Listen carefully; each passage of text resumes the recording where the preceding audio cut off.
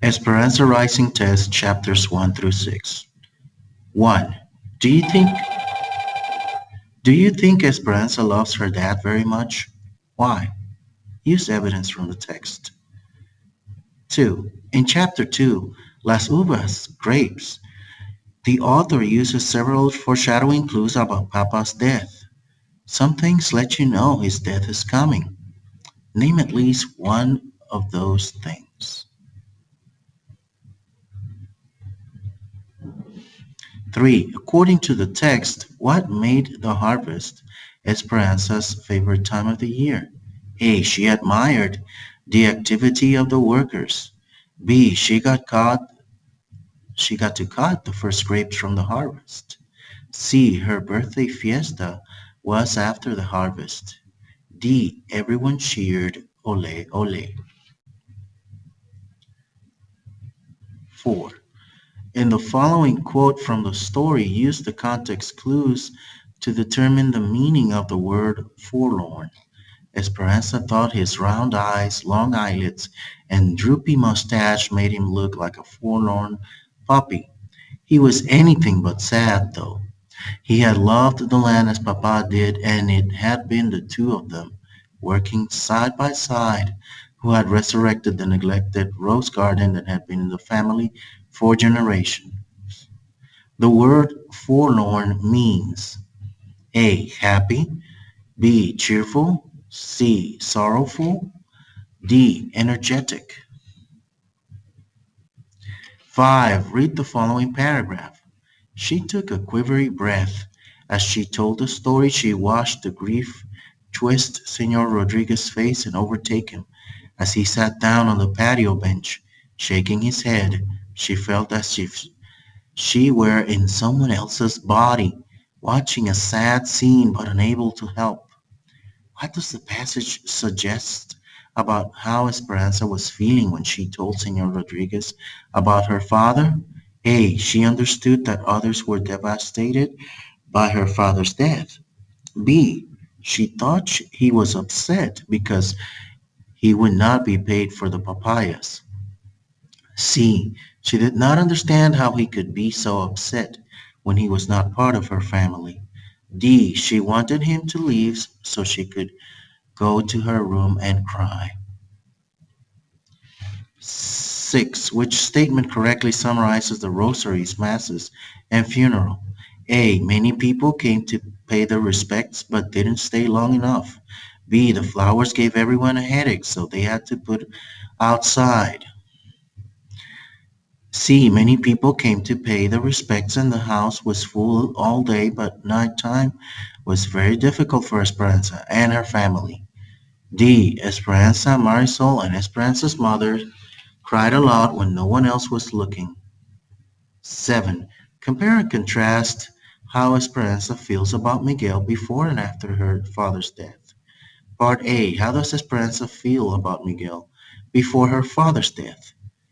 A. She wanted to marry him and told her parents that after her 15th birthday she would marry him. B. She was upset because he ignored her all the time. C. She told him that they could never be married because she was from a wealthy family and he was just a servant. D. She didn't pay any attention to him because he was just a peasant. 8. Part B. How does Esperanza feel toward Miguel when they are sitting in the garden after her father's death? A. She realized how much she had missed him. B. She was still angry because he had been ignoring her. C. She was afraid that now they couldn't get married. D. She was confused about why everything had changed. 9. How do Esperanza and Miguel feel when Carmen gets off the train and helps the crippled Indian? A. Esperanza is happy that she helped. Miguel is angry. B. Esperanza is confused that she helped. Miguel said the poor help those that have less than they do. C. Esperanza understands that the poor help others that have less than they do. Miguel thinks only rich people help others. D. Esperanza was too sad to care what Carmen did, Miguel was upset with Esperanza. 10. On page 96, Esperanza meets Marta, who says some very unkind things to Esperanza about her coming from a wealthy background. Why do you think Marta reacts this way? A. Marta comes from a poor background. She has seen injustice firsthand, which is why she lashes out against the wealthy. B. Marta is wealthy and wants to prove she is better and has more things than Esperanza. C. Esperanza was unkind to her first. D. Marta is trying to impress Isabel and Miguel by being unkind.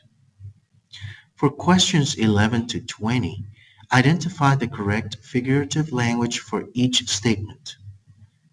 She could hear it too, the beat rushing in her ears. Shump, shump, shump. A. Simile. B. Hyperbole. C. Symbol. D. Onomatopoeia.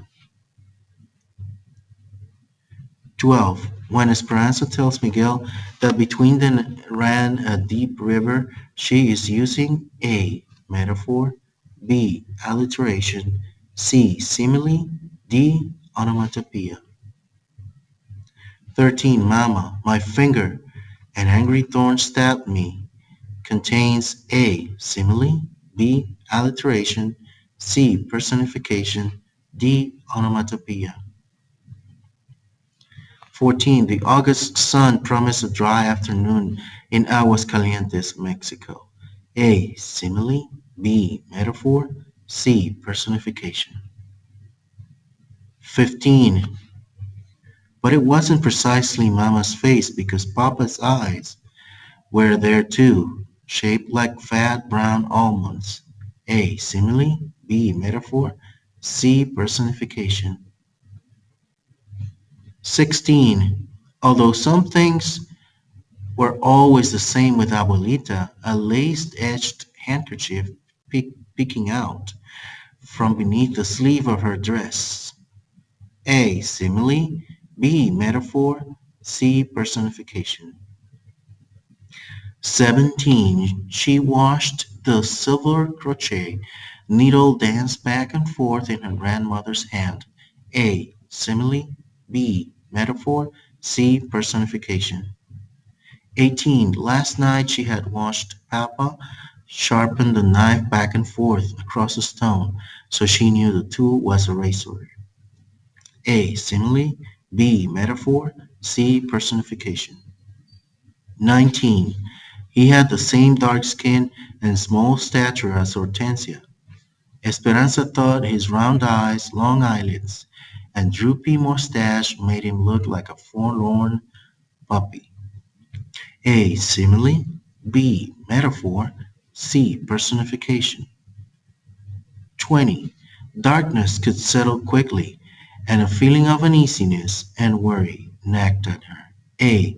Simile. B. Metaphor. C. Personification.